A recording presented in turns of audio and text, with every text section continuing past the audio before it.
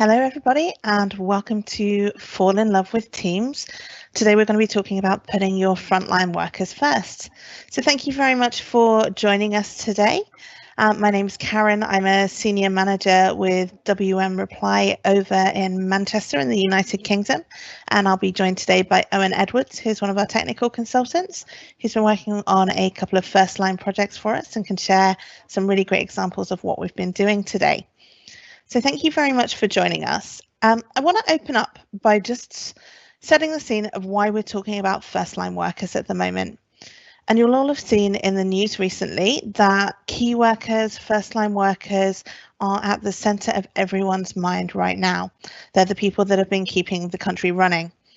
But what does it mean for your organisation? Well, we get a lot of input on a regular basis from the boardroom. We get a lot of input from information workers. But actually, for a lot of businesses, this is really only the peak of the pyramid of your employees.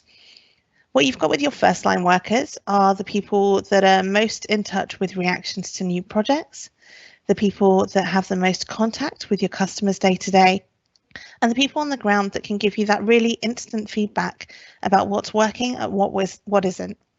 So we've had a look at the Forbes Empowering First Line Workers report recently. When workers are engaged with through different tools, they see an 83% higher level of customer satisfaction. They see an 82% higher level of job satisfaction. And they also see a 64% lower employee turnover rate. So I just want to let that number sink in for a second there. If you think of your employee onboarding costs, how much it costs to not only recruit someone, but to train them, to give them the starter packs and the handbooks, and for example, uniforms and technology that they need to do their job day to day, that cost really mounts up. Quite often we think it's going to cost quite a lot to connect with these first line workers. I just want you to think a second about offsetting that not only against the cost of that additional onboarding, but also against the return on investment that you're going to see from being that much more connected to your customers on the ground. So let's move on to the next slide. One of the things that we've seen a lot in the UK and in Europe recently, especially, and the scars are probably still fresh for a lot of you with the advent of GDPR, is a focus on how we're communicating and how we're sharing personal data. I know it's a lot different in the US and you've got different rules across different states, but I'm sure you also have rules around this. So you've seen data breaches with Zoom appearing in the news recently. There's a lot of different people that use shadow IT like text messages and WhatsApp. And what I want to ask you is, how secure do you believe that your data is when you're not giving tools to your first line workers to communicate? It's super easy for example, an engineer to turn around and check the address of a location that they need to go to with a colleague just at the touch of a button. And if you don't give them a tool to do that, they're going to find their own one.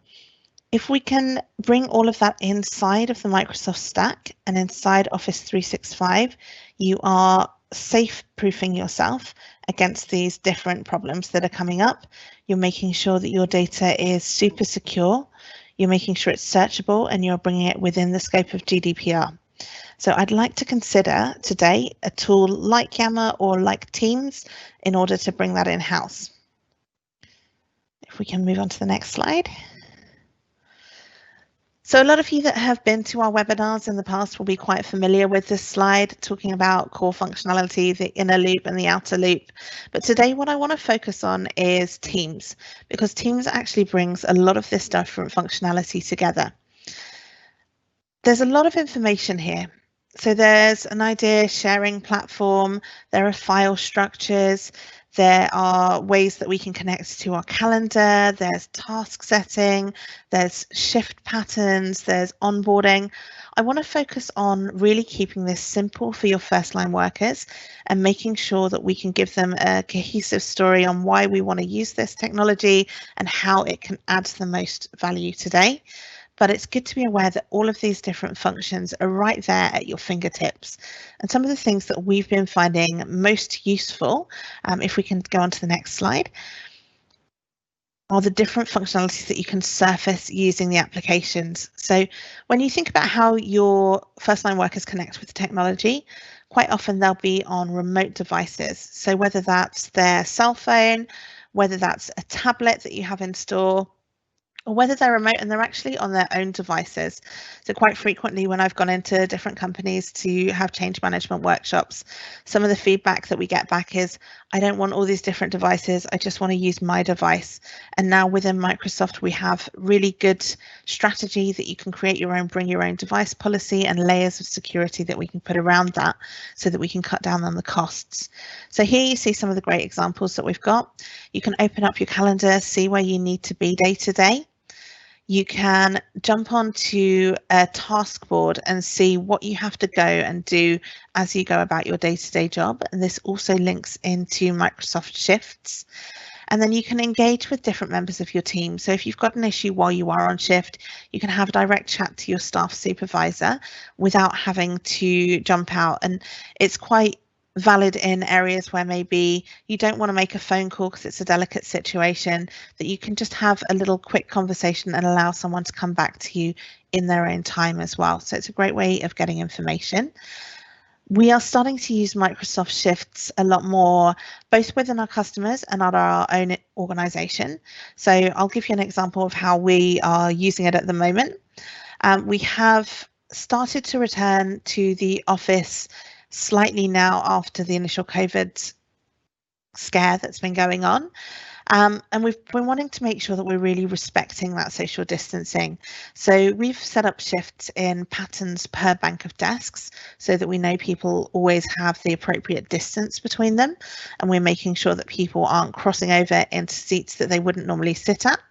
And what happens is we have a different shift pattern for the 4 different people that might normally sit on that pod. One of them can take up that shift for each day that the office is open. They can book on, and that way we're clear, we know, and we've all got visibility of who's going to be working in the office that day. It's trackable, it's traceable, and it helps us stay on top of what we're doing in the office on a daily basis. Let's hop on to the next slide. So this is one of my absolute favorite stories of where a company has put teams in place and they've empowered their first line workers, and their first line workers have come up with the solution. So we worked with Centrica on a campaign to increase their calling via Teams. So our original brief when we went in there was, how can we use Teams to reduce the travel that's needed from the boardroom? And you can see here we had a great success from this. We increased our Teams calling up by multiple hundreds of %. We've managed to get it rolled out to loads of different employees. But really, for me, this isn't the highlight story of the whole campaign. So we also rolled the application out to first line workers. One weekend, the engineering system that they normally use to direct the engineers to different people's houses and different job codes went down. And quite naturally, they rolled back to their old way of covering things, which was to print out the job order forms and make the engineers come into different locations. They'd hand out the forms, the engineers would go along to the jobs.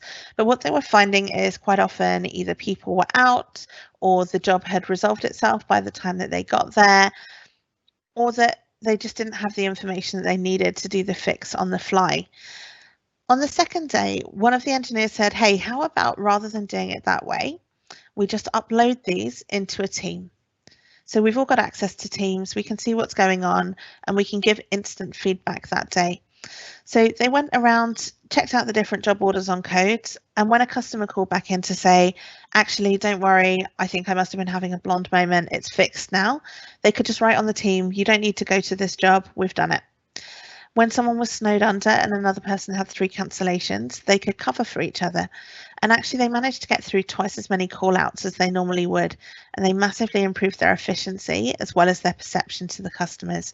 So it worked out really, really well for them, and it provided them a huge increase in the way that they were dealing with their customers. Let's move on to the next slide. So this was actually a tool that was initially built on Yammer, but has since transferred, and this is Network Rail. So Network Rail's engineers would be on the tracks day to day, and when they came up with a problem, they'd have to report on it, as you can imagine. The old process for doing this would be to go back to the cabin where they were based. They'd have to take out a form, report the incident, scan that back into the computer. Then they'd have to check out a digital camera. They'd have to go back to the site of the accident or the incident, take pictures, return back to the base, upload the pictures, and check the camera back in. We moved this system onto Microsoft technology because it gave them instant access not only to the forms that they needed to fill in, so they can do this using Power Apps to submit as well and keep it extra secure. They can attach the photographs of the different incidents that they've got on, and they can capitalize on the technology that they have in their palms. So they often have tablets with them or they have their own mobile phones, and they can just put the updates there. Then because they're all on one log, people can just go in and add comments when they're resolved. So when they're handing over from shift to shift, this just passes down the information and it keeps it all together really, really simple without needing to go backwards and forwards. And you can see here they're saved about 128 hours per month in man hours, and it affects a huge number of individuals. This isn't also for the whole nationwide team. This is for one engineering team. So you can see the potential ROI that this could have on a business. Let's move on to the next slide. So Teams has evolved, and if you haven't heard about custom apps, we're going to show you some of them now.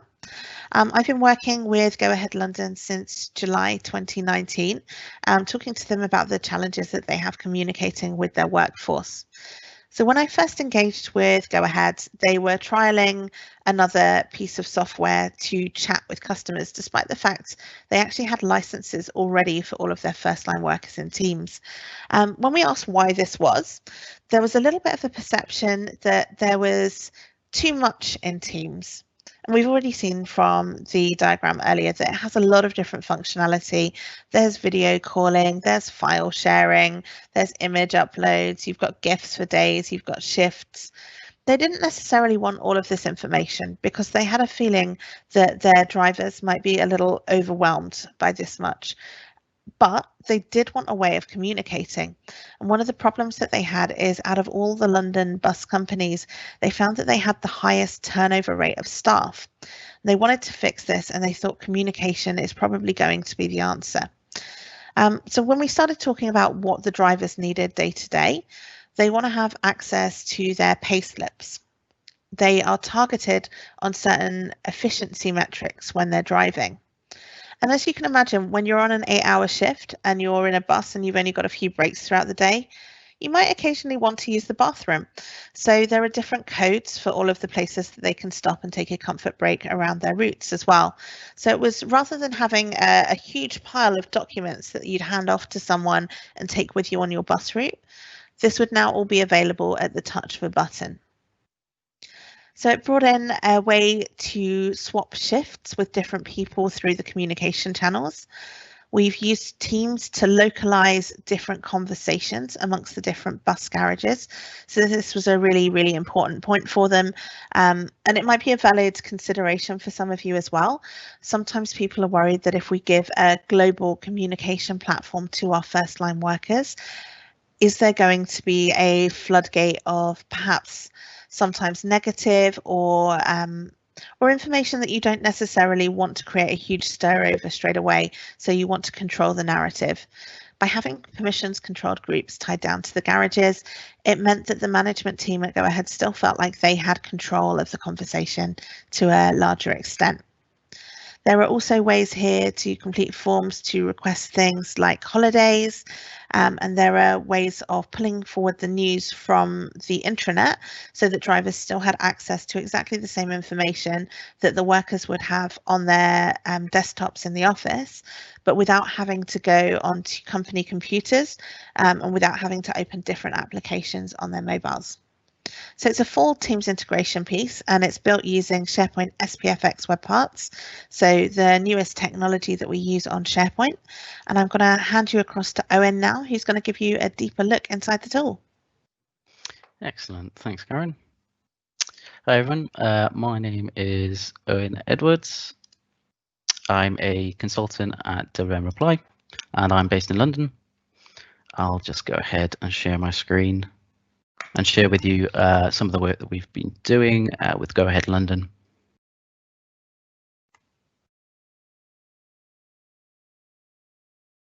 So hopefully you can all see my device.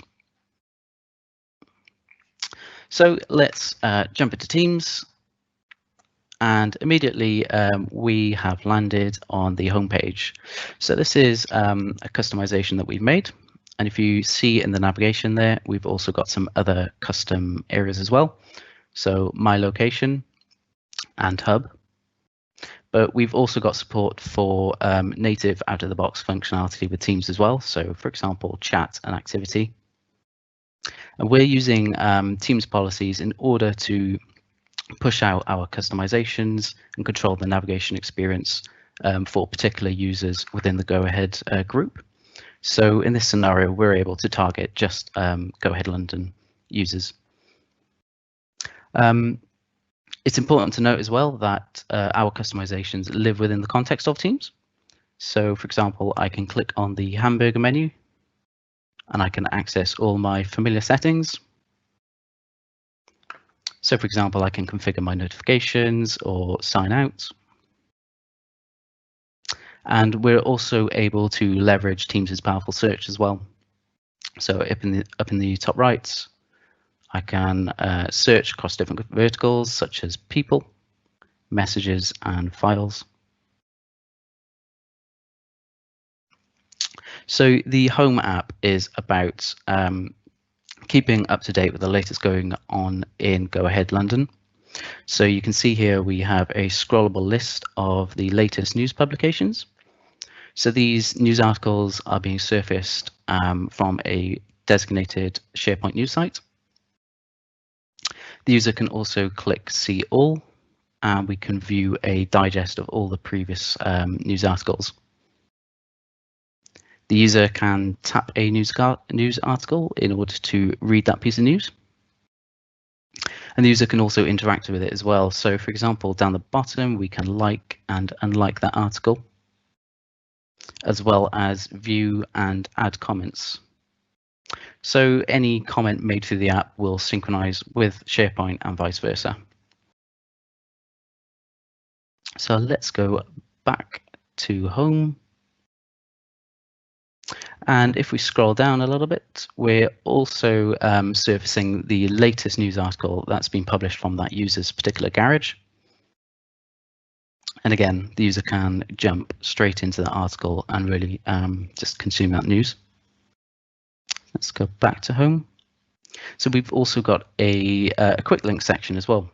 And this is a expandable and collapsible section where we can link off to external systems, so such as the payslip system. So the user can access payslips on the go.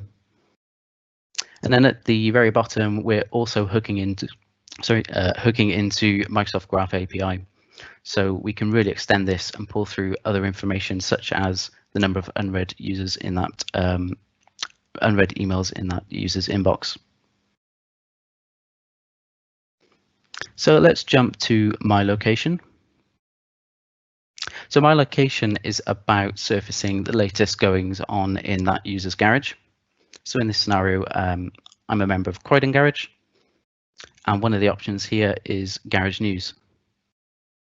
So I can click Garage News, and then I can access all the news publications for my garage.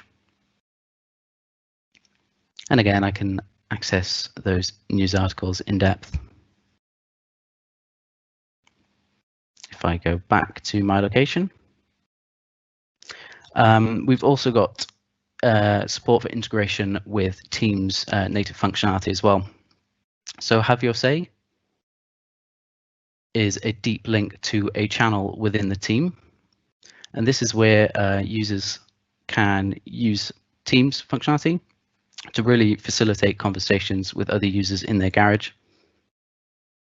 So we can create posts, reply to posts, and generate anything native Teams. So up in the top left, if I click to go back, that will take me back to my location. And again, we can click duty swaps and overtime.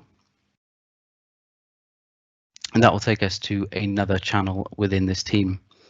So this is something that was pretty cumbersome before. If somebody wanted to swap shift, with another user, then they would previously have to send multiple emails.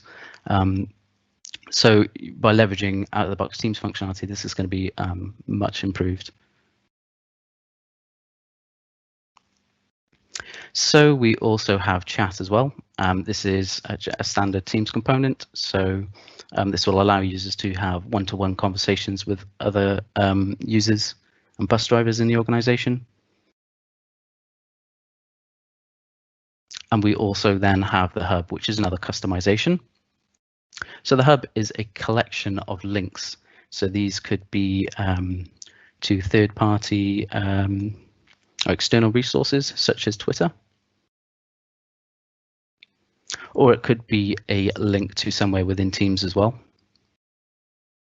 And we've also got support for integration with Microsoft Forms. So previously, Forms was a very manual process. There was a lot of printing of forms, signing them in, completing them, sorry, and then submitting them on Garage site. So now users can open these Microsoft Forms straight through the app.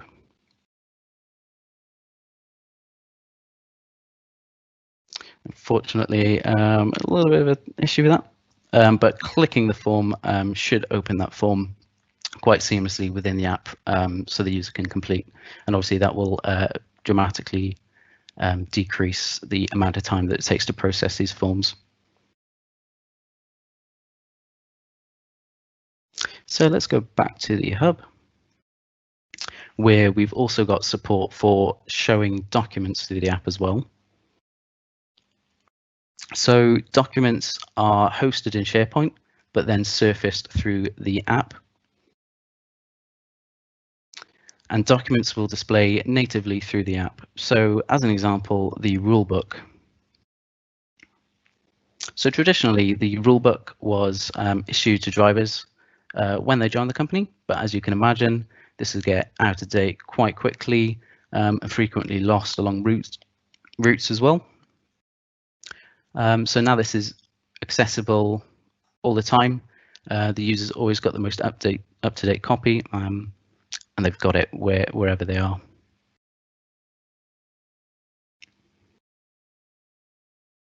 And then lastly, we have activity. So again, this is another standard Teams component.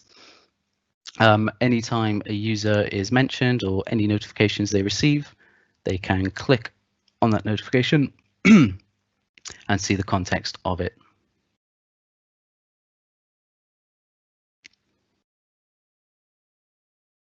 So that is a brief overview of the customized Go Ahead London app. Thanks very much, Owen. Thanks. So if you've liked what you've seen today, I want to take your mind one step further with some of the different business processes that you can bring on board as well. So if you haven't already had a play around, you'll be able to realize that you can bring in Microsoft Power Platform into Teams now to automate various different processes. So you could streamline your business processes like schedule management. That could be using shifts, and you could set, for example, different tasks for people within their shift pattern as well. So if you haven't used Microsoft Shifts and you'd like one of us to show you how to, just get in touch and we'll arrange a little bit of a walkthrough. But basically you could log in, clock in one day, see all of the high priority things that you have to do that day, including a schedule of when they need to be done, and then clock out at the end of the day. You can use Teams for equipment management. So for example, you can have a Power app where you could scan in a barcode of a particular piece of equipment that you wish to check out. It will populate the form with the time and the person who was checking it out using your login details, and people would be able to know where that equipment was at any one point in time. It could then be scanned back in when you returned it. You can use this for performance management. So reminding your team about appraisals or trying to collect feedback on a staff member. For HR processes, so requesting holiday pay or filling out a return to work form while you're on the go. For new hire onboarding, like you've seen there, you've got access to your employee staff book. You could also have links to your L&D system and pull through different training modules for your new starters. And not surprisingly, at the moment, we've also pointed out crisis communications. Unfortunately, there does seem to be a fair bit of that going around at the moment. But it's important to know that you can use these tools not just to communicate with your head office staff, but also to reach your first line workers who quite often are at the mercy of going into a store and seeing something on a notice board or waiting for a phone call from their manager before they receive this information. This allows us to get it out to them much, much more quickly. So let's move on to the almost final slide. If there are 3 things I want you to take away from today, is that Teams is simple for users. Everything is very intuitive and straightforward. It helps keep your data secure and in one place, so it leads you to have better compliance.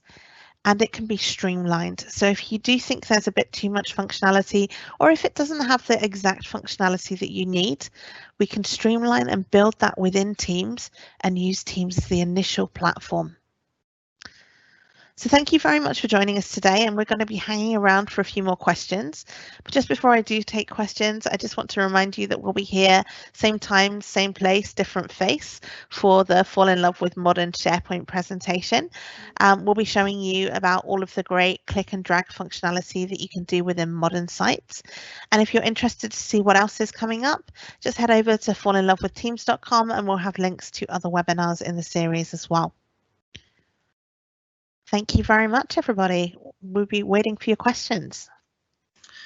Thank you so much, Karen. It looks like we've got a couple of questions ready. The first question comes from Rebecca Sykes. It's regarding SharePoint. So the question is the news held on a SharePoint site elsewhere and tagged by audiences? Kind of, yeah. So it's not true audience targeting in the sense of tagging NAD groups, but we're pulling through from a news portal on the SharePoint intranet. Across Go Ahead Group, we have one tenant, but we have different sites set up for the different key bases. So Go Ahead London has their own SharePoint site, and we pull forward the news from that site, which is permission controlled. So only people that would have access to that SharePoint site can see that news. And in that way, it's targeted to those specific workers. Thank you so much. Our next question is anonymous. It's, is there a way to use Teams for employee performance? There is, and we're actually seeing a little bit of this at the moment at one of our clients. I will keep it quiet as to which one it is, but it's actually being used to complement the annual appraisal system. So one of the issues this particular client found is that, and I'm sure we've all encountered this in the past, you do your appraisal once a year, you set some targets, everyone knows what they're working towards, and then we look at it probably 2 weeks before our next appraisal in about a year's time, and a lot of stuff gets in the way between now and then. So this particular process involves notifications to the line manager to have more regular conversations, more regular one-to-ones with their staff, but it also initiates a feedback request from people that have been working on the same projects and the same tasks as the person that is being appraised. And that way it collects feedback as you go through the entire cycle of the year, and gives you some complete metrics to work from at the end of the year as well. Thank you so much. Our next question is from Priyanka. She wants to know, is the hub customizable by the user? Can the company create their hub? Yes, the company can create their hub, and you can create it by user with access to different things. What I'm going to do is just hand you over to Owen, who is more of a technical expert on this side of things, and I'll let him take this question. Yeah, sure. So we didn't support any customizations as a user themselves, but it's easy for Go Ahead London to customize and publish what users see.